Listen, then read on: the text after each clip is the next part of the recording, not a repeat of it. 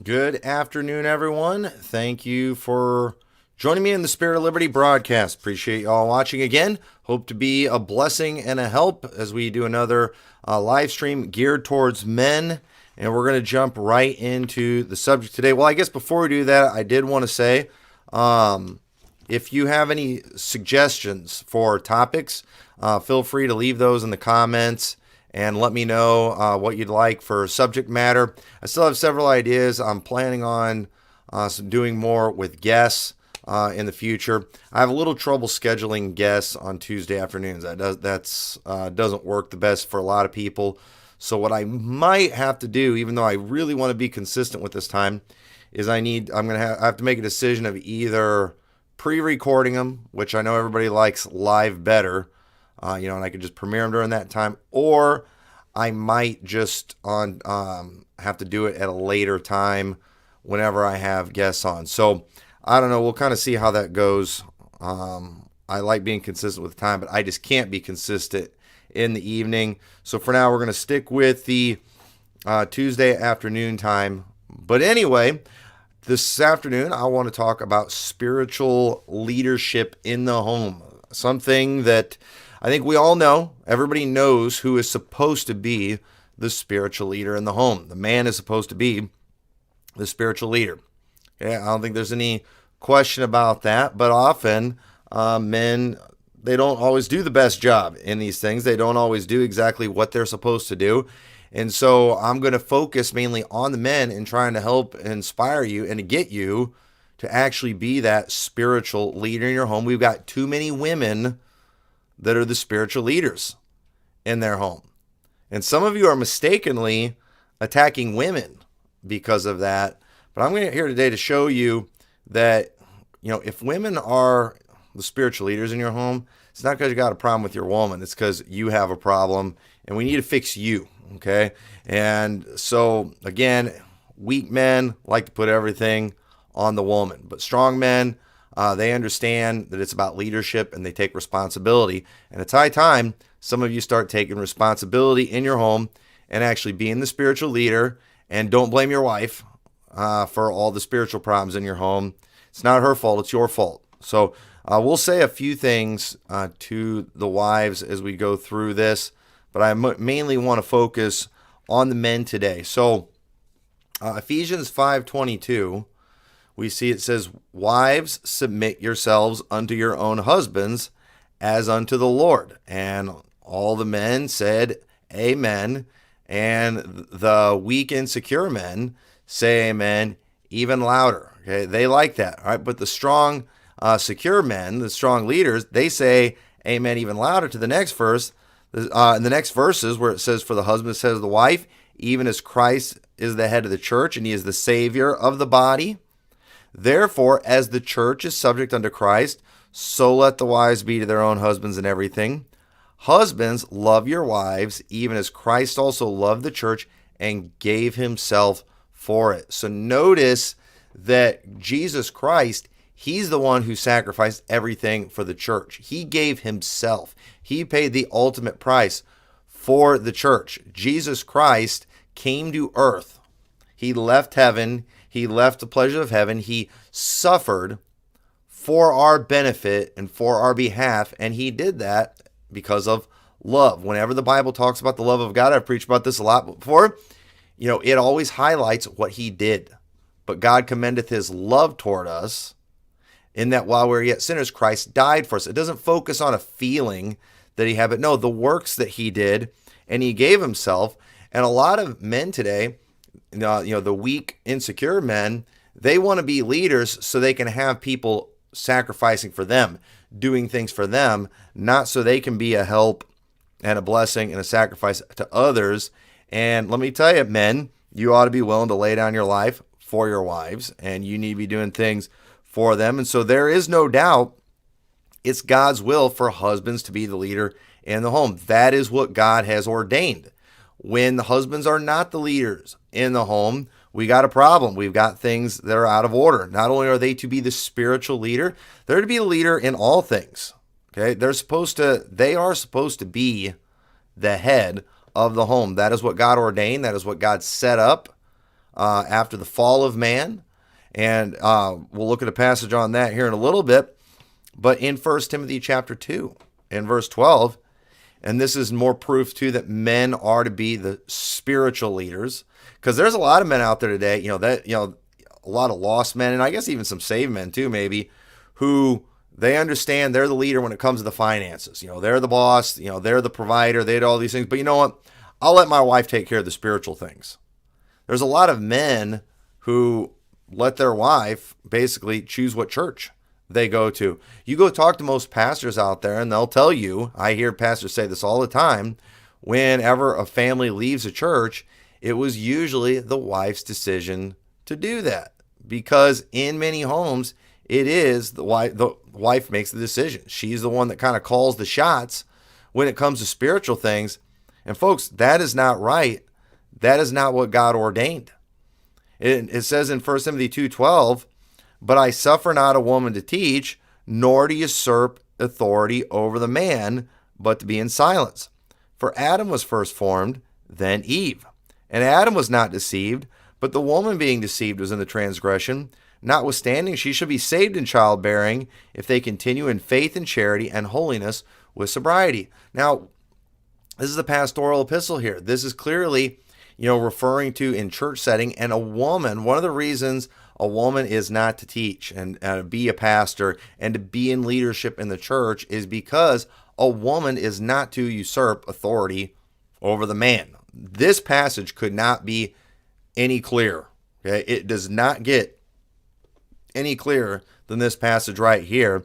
And the problem is usurping authority over the man. Okay, now there's nut jobs out there that act like where it says thou shalt not suffer a woman to teach means they're not allowed to teach anything, except for homeschooling, because we're hardcore on homeschooling. No, this is referring in a church setting, because it's not that a woman teaching someone's wrong, because older women are to teach the younger women. It's women aren't to usurp authority over a man. And whenever we have passages about them keeping silent in the church and all that, it's because they are not to be usurping authority. When they start usurping the authority of a man, that's a bad thing. It looks really bad. It's a shameful thing. We're going to look at more passages on that here in a little bit, but we see that God intends for the man to be in leader. He intends for men to be in leadership in the church, and he intends for the man to be the leader in the home. There's no doubt about that. Okay, but let me just go ahead and answer a few things for women, because I know what the objections are going to be, and that is, what is a woman to do if the husband is not leading? Because let's just face it, just like there's a lot of deadbeat men out there who do not provide for their wives and children, and they're not doing the things they're supposed to do, there's a lot of spiritually deadbeat men, that they are not spiritual leaders. They do not care about the things of God. They are not interested in church. They don't read their Bibles. They might not even be saved, and that's a shame when that kind of thing happens. And you know what? A woman is definitely going to be concerned if she finds herself in that situation. That is a legitimate question. What if my husband refuses to lead?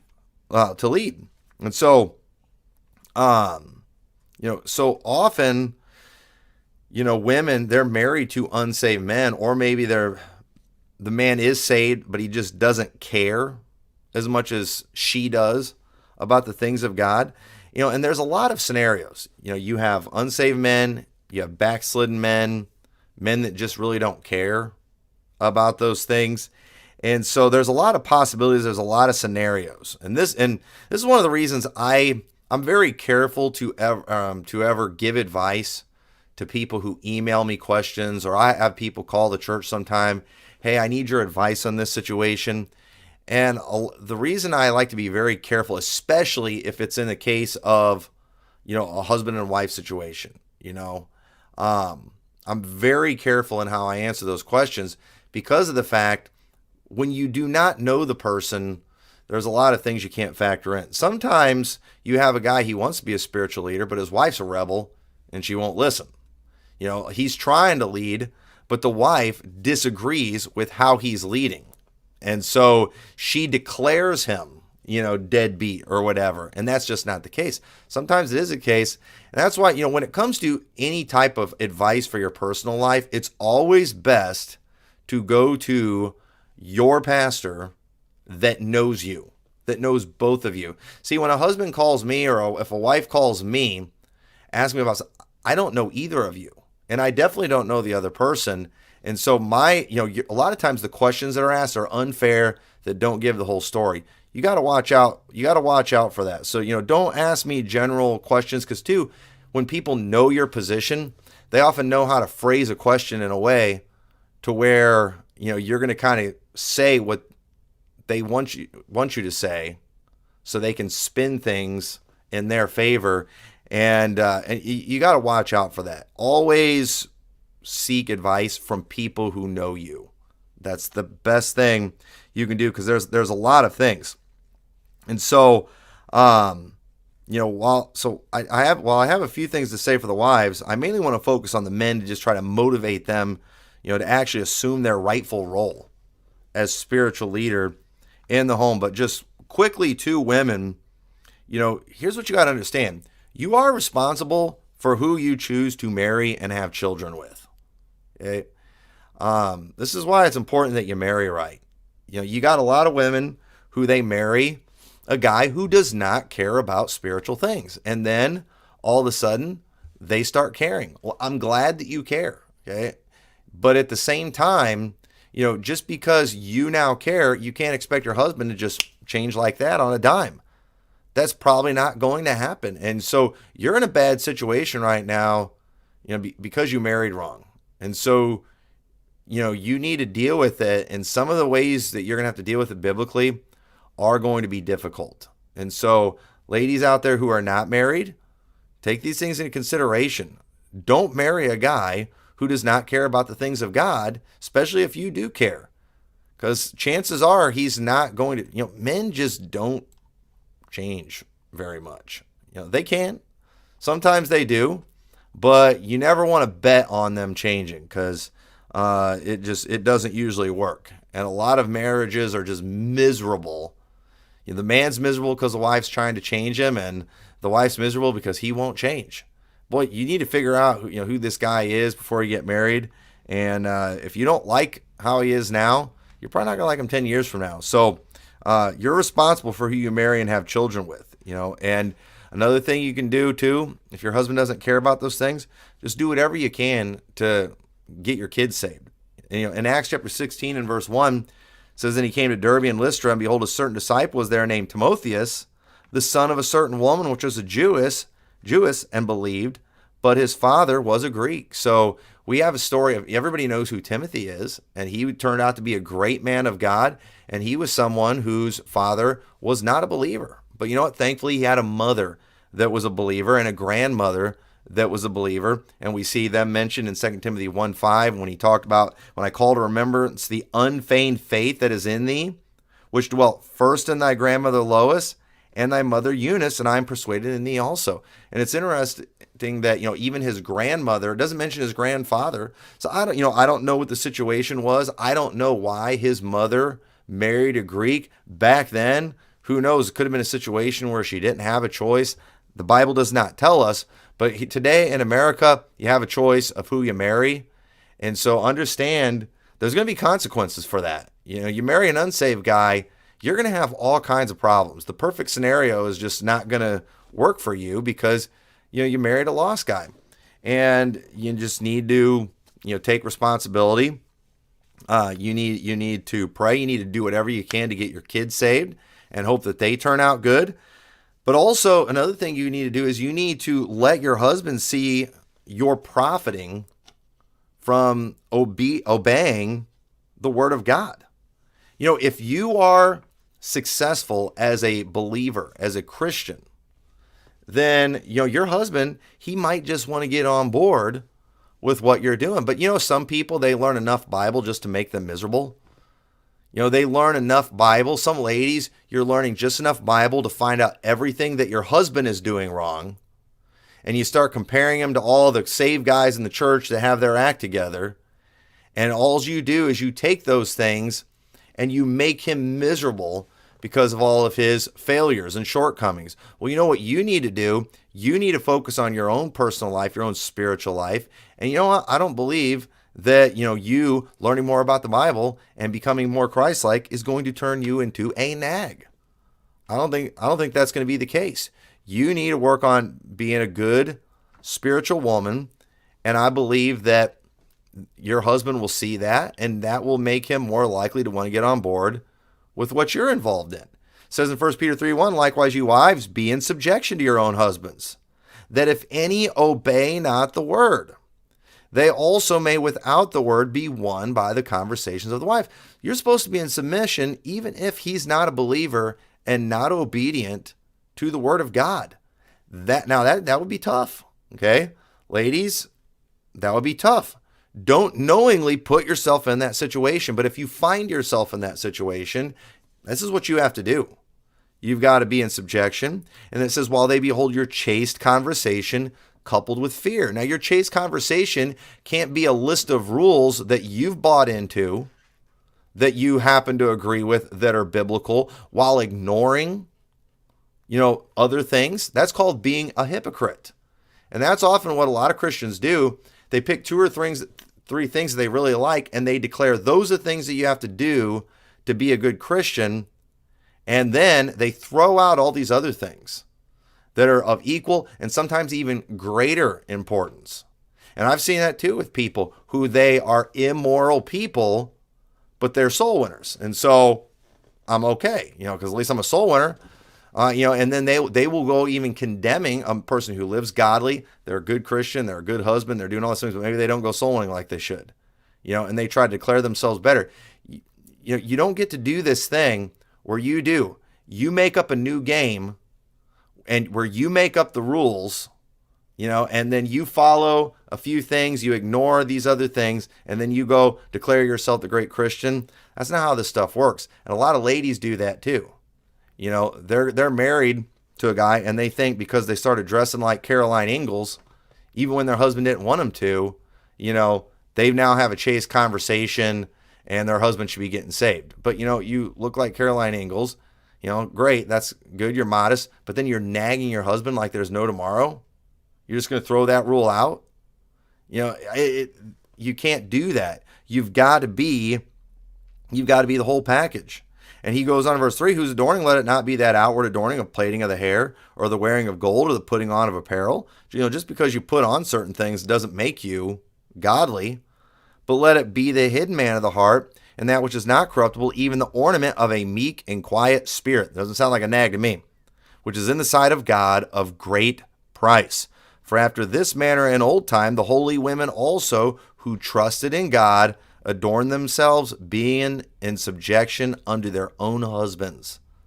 That was how they adorned themselves. They were in subjection, and their obedience to their husband was them trusting in God. And you know what? Maybe what you ladies need to do is start trusting God and submitting to your husband, and then maybe God would change them. The problem is you don't trust God. And so you're being disobedient, or you're picking and choosing, where you want to be obedient. And that's not how it's supposed to work. And so it says, even as Sarah obeyed Abraham, calling him Lord, whose daughters ye are, as long as you do well with not any amazement. So, ladies, if your husband's not being the spiritual leader, go ahead. If he's letting you take the kids to church, take them to church. Then it is, again, some husbands, they want their wives to pick the church. If he's letting you do that, then go ahead and pick the church, pick a good church. But at the same time, too, always be ready to turn things over to him. Always be ready, to submit to him. Pray that, he starts wanting to take the lead and all these things. But at the end of the day, you've got to make sure you're obedient on your part. It says also in 1 Corinthians 7:10, and unto the married I command, yet not I, but the Lord, let not the wife depart from her husband. But and if she depart, let her remain unmarried, or be reconciled to her husband, and let not the husband put away his wife. But to the rest speak I not the Lord, that if any brother hath a wife that believeth not, and she be pleased to dwell with him, let him not put her away. And the woman which hath a husband that believeth not, and if he be pleased to dwell with her, let her not leave him. For the unbelieving husband is sanctified by the wife, and the unbelieving wife is sanctified by the husband. Else were your children unclean, but now are they holy. But if the unbelieving depart, let him depart. A brother or sister is not under bondage in such cases, but God hath called us to peace. For what knowest thou, O wife, whether thou shalt save thy husband, or how knowest thou, O man, whether thou shalt save thy wife? God cares so much about marriage. God wants you to remain married even if the other one is lost. Even if the other one is disobedient, you can still do what you know that you are supposed to do. And so just, ladies, get that done. All right. And so that's enough for them, because I want to focus on the men. All right. These are mainly for men. So I really have three things. I don't think this is going to be a long program today, but first advice for men when it comes to being the spiritual leader, first thing you need to try to do is make it easy for your wife to trust your judgment. Okay? What we have today is a lot of men walking around, with the title of husband, with the title of spiritual leader. Okay? I have the title as pastor of Liberty Baptist Church. That is my position. And with that, I have some authority. But let me say this too. I don't have the right to abuse my authority. And if I'm doing that, if as a pastor of a church, if I'm constantly making bad decisions, should I be shocked when the church isn't wanting to follow me? When I'm doing one dumb thing after another, if I'm doing one immoral thing after the other, and then do I have the right to just get up, beat my chest, I'm the pastor, and then just expect everyone to fall in line, and just expect people to trust my judgment in difficult situations when I'm constantly messing up and doing wrong? You know what, men? You need to understand that title and that position, that authority, it comes with some heavy responsibility. And you know what? It takes faith for them to follow you, and you need to make it easy as possible. The Bible says in 1 Corinthians 4:1, moreover, let a man so account of us as the ministers of Christ and stewards of the mysteries of God. Moreover, it is required in stewards that a man be found faithful. When you are entrusted with something, okay, that is what a steward is. You are to be faithful. You're to be consistent. You're to be someone that people can count on. And faithful doesn't mean just, I'm faithful most of the time. No, faithful means all the time. And one of the reasons a lot of men's wives struggle in following them, and I get it, we're not talking about what they should do, but I'm telling you, the reason a lot of them struggle to follow you is because you're all over the place. You're not consistent. You constantly make bad choices. You're constantly changing your mind. You're constantly changing religions. You're constantly changing everything.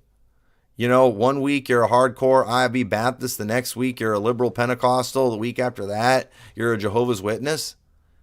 And I get it. You can go and say, I'm the spiritual leader, and expect your wife to follow you. But you know what? I'll bet she's going to have a really hard time if you're doing stuff like that. If you just can't make up your mind, if you're constantly just doing one dumb thing after another, why would I allow you? Or what if you went to your bank? Okay, would you use a bank that was constantly losing your money?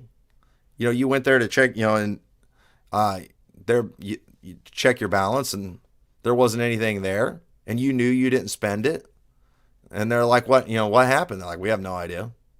Think we lost it. Are you going to deposit any more money in that bank? No, not if they do something like that. That's ridiculous.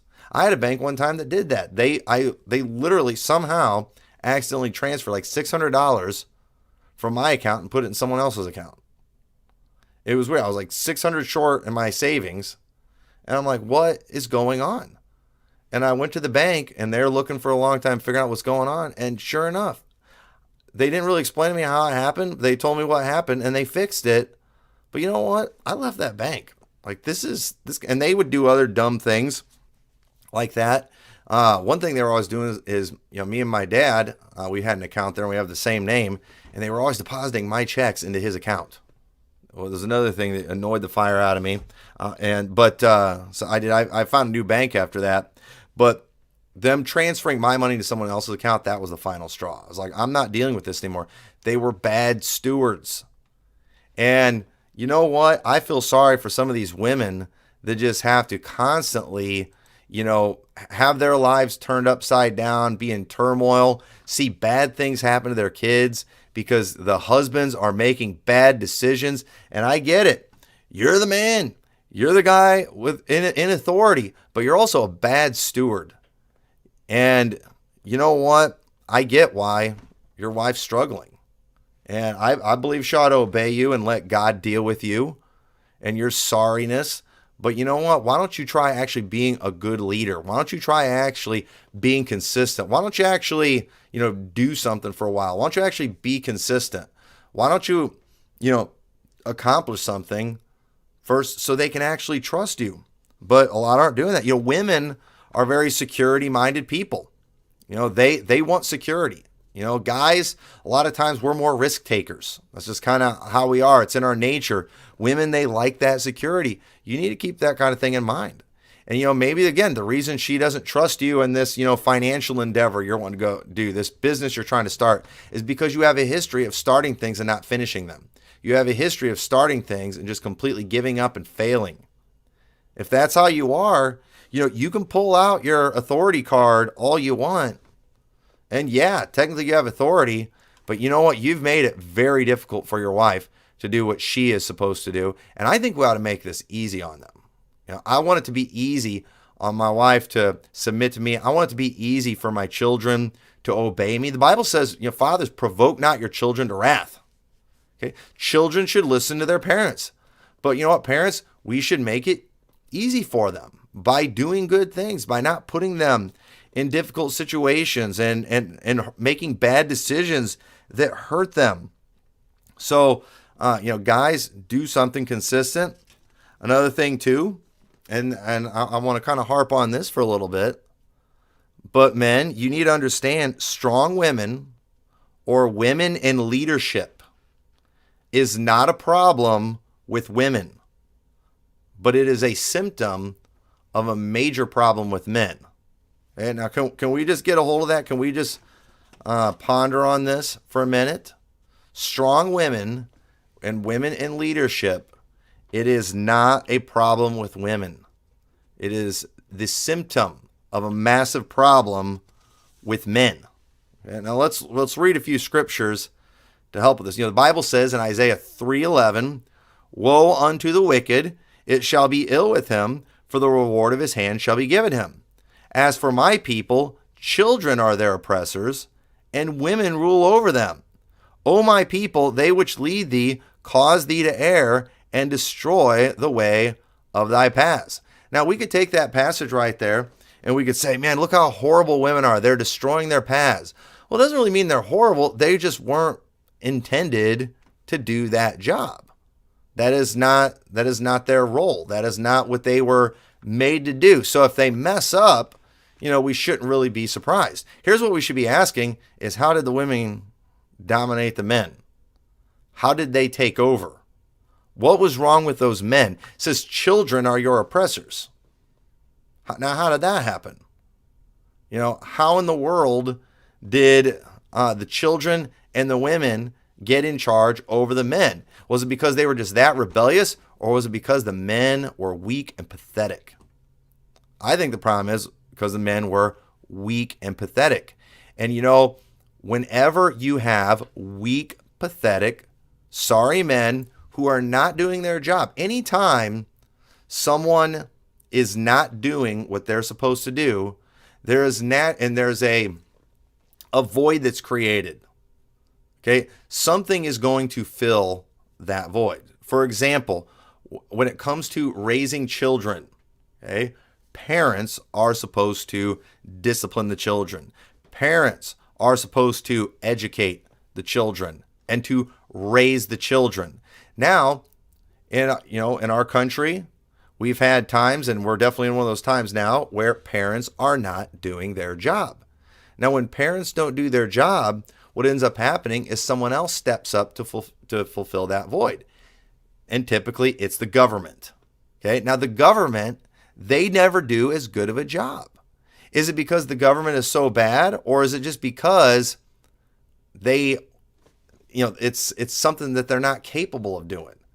The government was not made to educate our children. It was not made to feed our children and to raise our children and to teach them all these things. Yet parents aren't doing it. Parents aren't getting it done. And so, we can't get too mad when someone steps up. For example, a lot of times the reason women are the leaders in the home, a lot of the reason women are in the workforce today is because the guys are bums and deadbeats. They are not providing. They are not taking care of their wives and children. So should we really get mad at the woman who has to go, she's got to go and get a job because her husband won't do it? What's she supposed to do? Just sit there and watch her kids starve? And you got guys out there, they want to be down on all these women in the workforce. Well, why don't we be down on the man that's putting him in a position where they have to be out there? Why don't we put it on the men? But you'll have guys who'll go around despising these women that are just trying to fill a void. Oh, it's better if the men do it. I agree. And you know what? I bet a lot of those women would love to have a man to do what he's supposed to do, but he's not doing it. Doesn't mean the women are bad. It means the men are bad. It means the men are lame and pathetic. And let me tell you, whenever we have people step up to fill these voids that they were never intended to fill, it's going to be a problem. And the government was never supposed to be the ones feeding families, taking care of health care. All these things that the government's involved in today, they are ruining it. They are just destroying it. And it's so bad now. I mean, we've got all the sex education stuff in the schools. They got drag queen story hours. What happened? You know what? These people were never supposed to be doing this job. So we can't really be shocked when they're doing a really sorry job at it. Now I will say, obviously, when they go that far as doing the drag queen story hours and stuff, we've allowed evil people to get in charge, and they are bad. But at the same time, too, did you know that the drag queen story hours aren't affecting my kids? Did you know that the sex education in the schools is not hurting my children? You know why? Because we're doing that. We're fulfilling our responsibility as parents. And so as horrible as all these things are over there, it's not a problem for us. These things are, they're not doing anything. And so I'm not worried about it. For me, I am worried for other people. But so again, when women get in leadership, a lot of times it's they're filling a void created by men failing to do what they should do. And whenever you talking about women in leadership, and people they get all mad about it, and they're like, "What about Deborah?" Okay. Well, I'm glad you brought up Deborah. Let's look at Deborah. Judges 4:4. Okay. Because people do this all the time. Whenever you talk against woman preachers and you just, when you highlight very clear scriptures, they always want to say, what about Deborah? Well, let's look at a few things, all right? We're not going to obviously read the whole story, but let's just look at what was going on. First off, this was during a very wicked time in Israel's history. And in Judges 4:4 it says, and Deborah, a prophetess, the wife of Lapidoth, she judged Israel at that time. Okay, now, first off, where is her husband? That's what I want to know. Where is her husband? It says, and she dwelt under the palm tree of Deborah between Ramah and Bethel and Mount Ephraim, and the children of Israel came up to her for judgment. Okay. Now, when we see earlier when God gave the law and God told him to appoint judges and things, it was supposed to be men, of honest report, and they had all these qualifications. But here a woman's doing it, and Israel's fine with it. Okay. Israel's fine with it. What's going on? Is Deborah a really bad woman, or is Israel just a really sorry nation at this time? Okay. Can you fault the woman for just stepping up and doing what the men aren't going to do? The Israel at this time, they had a battle that they needed to fight. They had an enemy they needed to take on. And the men were too weak, lame, and pathetic to do it. And it says in verse 8, and so are we going to get mad at the woman that trusts God and says, let's go get this job done? It says in verse 8, and Barak said unto her, because she's saying, we need to go and fight. We need to go take these people out. And Barak said unto her, if thou wilt go with me, then I will go. But if thou wilt not go with me, then I will not go. Can you imagine saying that to a woman? I'm not going out there unless you go. I mean, really? You're going to hide behind a woman? That's supposed to be the other way around. This was a bad time in Israel. And she said, I will surely go with thee. Now watch this. Notwithstanding, the journey that thou takest shall not be for thine honor. Okay? Fine, we're going to go. We're going to fight this battle. But Barak, you're not going to get honor from this. Why? For the Lord shall sell Sisera into the hand of a woman. And Deborah arose and went with Barak to Kadesh. And that's the story of Jael. Remember how she took the spike of the tent and drove it in Sisera's head? And that was a shameful thing for Sisera to be taken out by a woman. And it was a shameful thing for Israel to win by the hand of a woman. And Barak didn't get any honor for this. And so this right here was a testimony to the sorry condition of Israel during this time. Deborah, I do believe, was a great woman. Good for her for stepping up. But you know what? Where were the men? Where were the men? That's what I want to know. And I believe God using Deborah like he did, and God using Jael like he did, it was a wake-up call for Israel that you guys need to get your act together. Women are the ones taking care of you right now. You stink. You're pathetic. You say, oh, well, you know, that wasn't the mindset back then. Yes, it was. Okay, now that's just the way men were in the patriarchy in the 1900s, and it's an American thing that you brought. No, in Judges chapter 9, if we just go a few chapters ahead, in Judges chapter 9 verse 53, it says a certain woman cast a piece of millstone upon Abimelech's head, and all to break his skull. Then he called hastily unto the young man, his armor bearer, and said unto him, draw thy sword and slay me, that men say not of me, a woman slew him.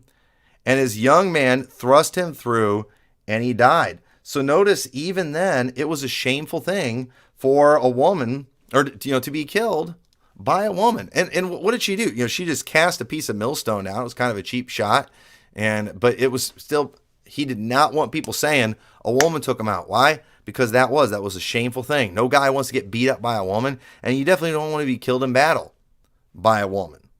So again, a shameful thing. And let me tell you, men should be the protectors. They should. But you know what? A woman is not wrong if a guy is a wimp and a coward and then she steps up and protects her family.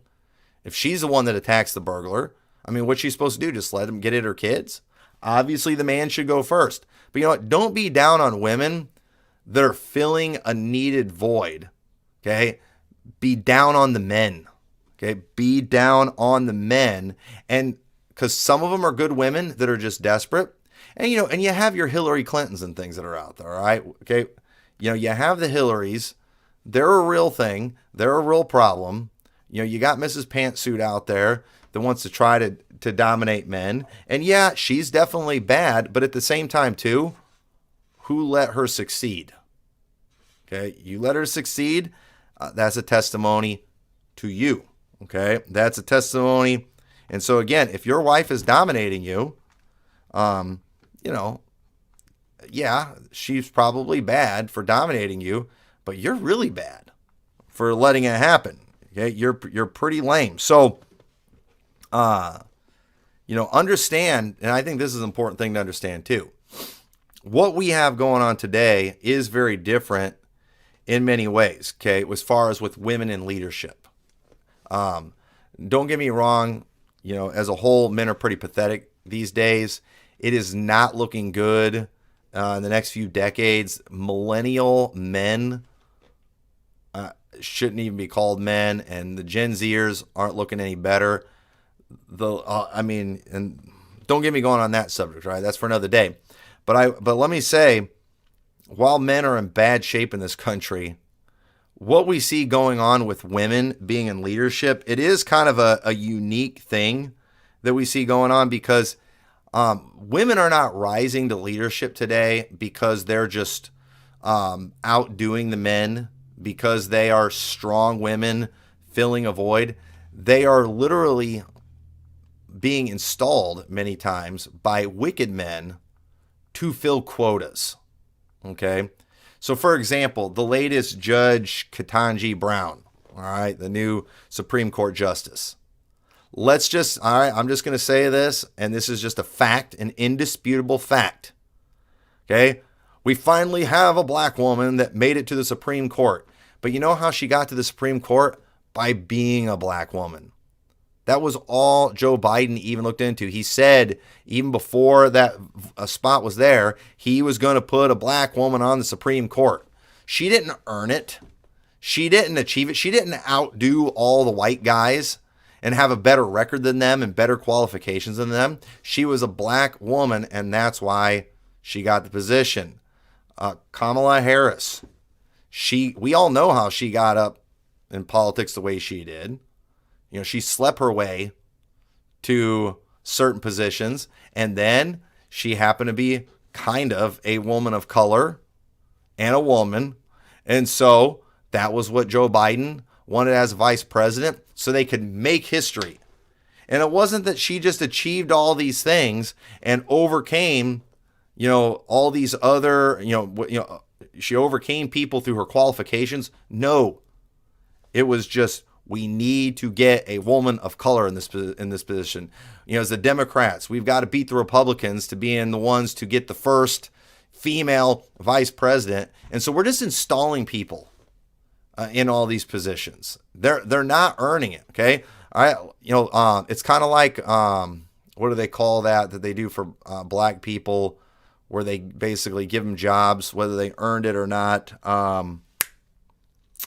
Somebody in the chat, tell me what that is. But they do that all the time, where to help black people succeed, instead of them, teaching them to just be skilled at what they're doing and to outdo the white people, what do? They pass laws and things requiring the government to, give so many contracts. Affirmative action is what it is. Affirmative action. And so anymore now, we don't know. Yeah, there it is. Anymore now, we don't know if these people earned it, or if they just had it handed to them because they're black. And, let me tell you, and some people probably earned it, but we'll never know, because we've got things like affirmative action. That's done more to keep black people down than anything, and to keep attitudes negative towards them. We shouldn't fall for that stuff. The affirmative action, that is a horrible thing to do. It's very degrading to minorities, and and calling it things like equal opportunity and stuff like that. That sounds so good, equal opportunity. But no, what they mean by equal opportunity is equal outcomes. And they're always complaining, we don't have enough women CEOs. We don't have enough women this, women that. And so therefore we must be racist. No, I'm fine with equal opportunity, but equal opportunity, I promise, will not guarantee equal outcome. Because again, there's some things that men are made to do and that women aren't. Okay.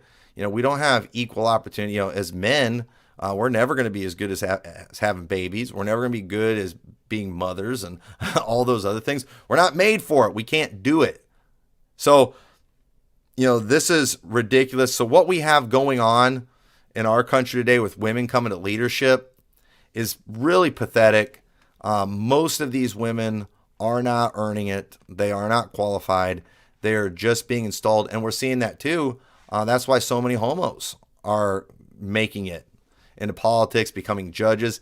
They get a lot of appointed positions. And then too, they just have the gall to act like history has been made, because you have some trans freak that, gets to some position, but the president appointed them to that position. They didn't earn it. A president appointed them, and he did it, only considering people like that so he can look like, he has diversity in his cabinet or whatever. It's absolutely ridiculous. It's so wrong. So understand, the women rising to leadership in this country, it is kind of a weird phenomenon. Okay. That does not resemble really what was going on in Israel's day during that time. It was kind of a different situation. But again, I do not believe Deborah was a bad woman. I believe she was a good woman. I just believe Israel was really pathetic during that time, and God humbled them by using a woman during that time to lead them, to judge them, to defeat their enemies. That was a humbling time for them because they needed to be humbled. And so I think we're beyond that in this country. I think we've surpassed that to where now we just got evil people appointing them places just to look like they're for diversity and women's rights and all that stuff. And I think it's very degrading. And I hope women are embarrassed. I hope every black woman felt bad, and when they saw a woman who can't even tell the difference between a man and a woman get installed to the highest court in the land just because of that. Clearly, like you couldn't find one that clearly has some real qualifications and accomplishments that even looks like she earned it. I mean, there's no doubt she was just installed, and she's an embarrassment. Okay, she's an absolute embarrassment to our country, and we ought to be ashamed. We ought to be ashamed of Nancy Pelosi. When we were watching the State of the Union address, and you see Dementia Joe standing there with Kamala Harris and Nancy Pelosi behind him. These are the top three people leading our country. That is a shame, and we should all be humiliated and embarrassed by that. And I'll tell you right now, I am, and and there's a lot of reasons we're there. But anyway, so again, a lot of men today, when they see women in these positions doing these different jobs, they speak very negatively about them. But I think we should be talking about the men and how bad they are. Instead of talking about women in the workforce, why don't we talk about the deadbeat man who isn't providing for his house? And let me just throw this out there for some of you on social media that I see sometimes. How about men who don't even have custody of their kids? How about you shut up about women? Okay? Your children aren't even living in your house. You've got them. Your baby mama is taking care of them, providing for them. And then we see you out there just bashing women. You stink, all right? Why don't you get your act together first? And, why don't you have enough decency to be humbled by the fact that you're not even taking care of your child? Well, the courts ruled against me. Well, are you sure it's because of feminism, or is it because you're pathetic? Why don't you just shut up until you get your act together and stop being down on women when all you've accomplished is getting a girl pregnant? Hey, why don't you shut up? Can we get guys who couldn't even keep their marriage together, who have wives that have to help you provide? Listen, can we at least get you to shut up and quit the chest thumping and all that kind of stuff? I get it. There's the Hillary Clintons out there.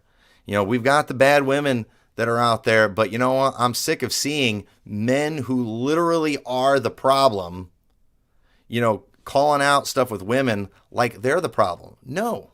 Okay. And watching guys like you do that, you deadbeat dads, you failure of husbands and all that, watching you go on social media and just cream women and criticize women, it would be like me going and getting beat up by a woman, and then, me just throwing a big fit and angry at that woman for having bigger muscles than me and calling her all these names. I should just be embarrassed that she was able to do that.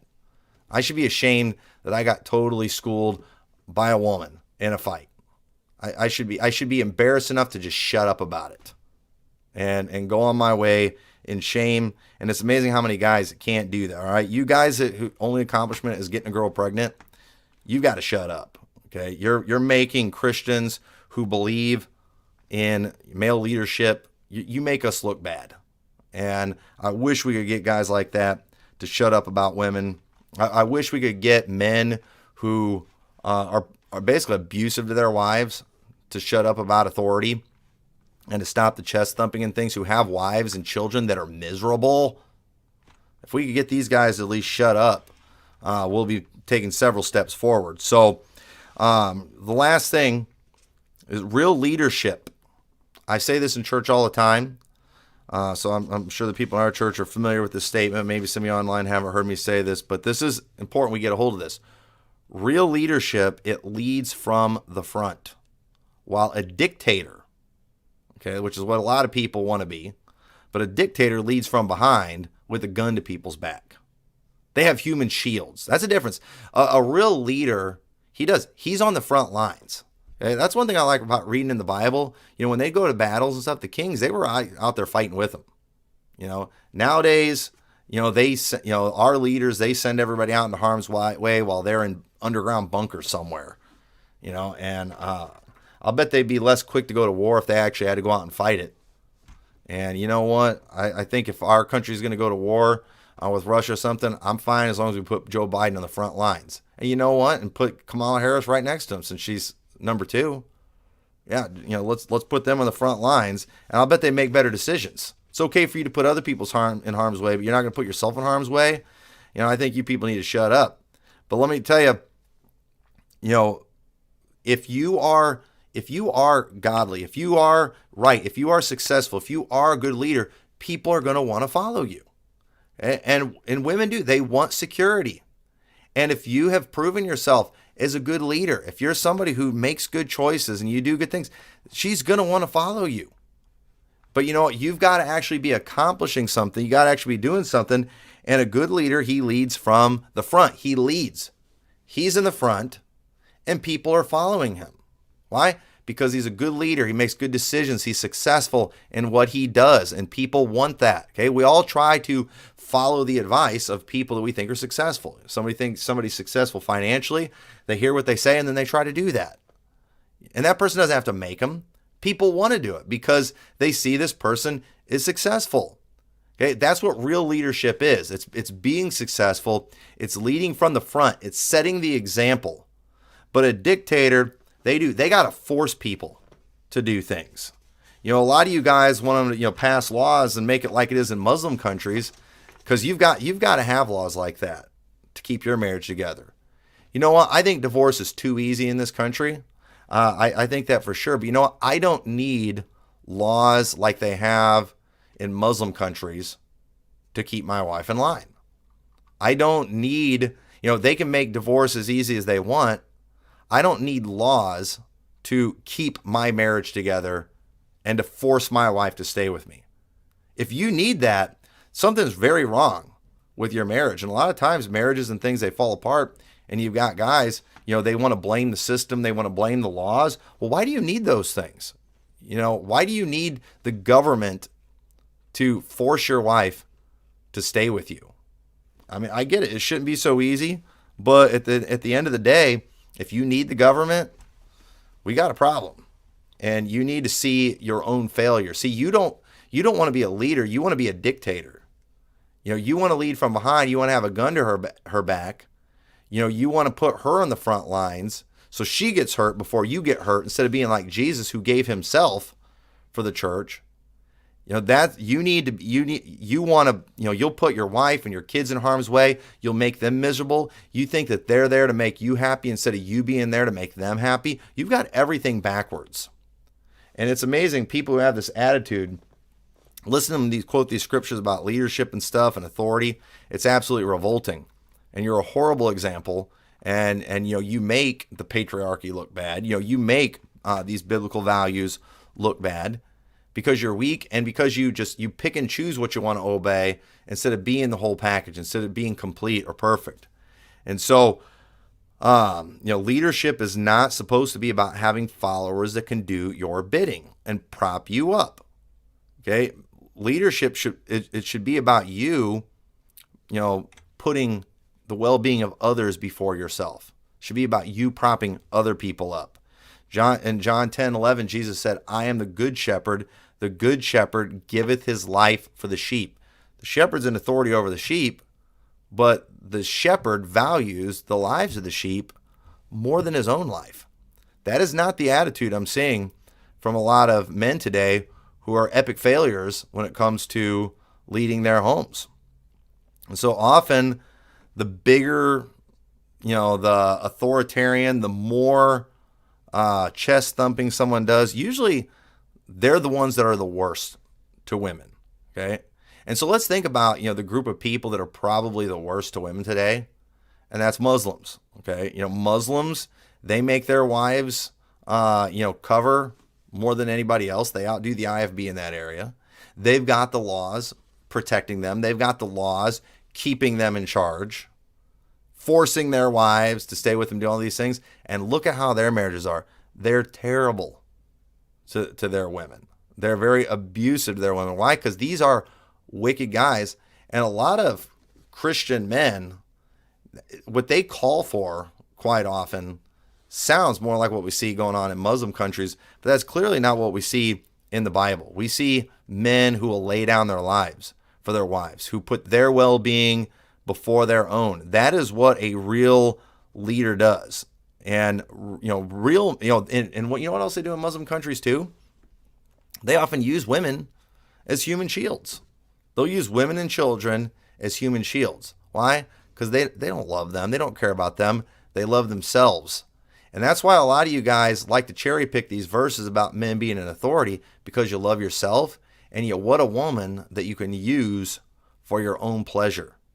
You're not looking for a woman that you can love. You're not looking for a people that you can lead. You're looking for a people that you can use for yourself, and you're super wicked. Real men, they make you go through them to get to the women. They don't use them as human shields. And so what we're seeing going on today with, spiritual leadership kind of being taken over by the women, it is not a sign that the women of our time are bad, even though they've got some issues. This is mainly a reflection of how bad the men are. And men, you've got, if you see yourself as a leader, you got to take responsibility. It's time for you to step up. It's time for you to start making some good decisions. It's time for you to start really caring about what happens to your family. It's about time you start understanding and being concerned about the fact that your decisions are going to affect your wife and children in a major way. And you should not be okay with hurting them. That should be your greatest fear, hurting them. And if you actually love them like Christ loved the church, you're going to be very careful about the decisions you make, and you're going to keep them the priority, and you're going to make sure that you do it right. And so I hope this was a help and a blessing. Men, step up. And all you guys out there complaining about women today, all I see is a bunch of beat down guys that are being dominated by women. Man up and do the right thing and be the kind of man that some woman would even want to follow. So anyway, God bless you. I hope this was a blessing. We'll see you all next week.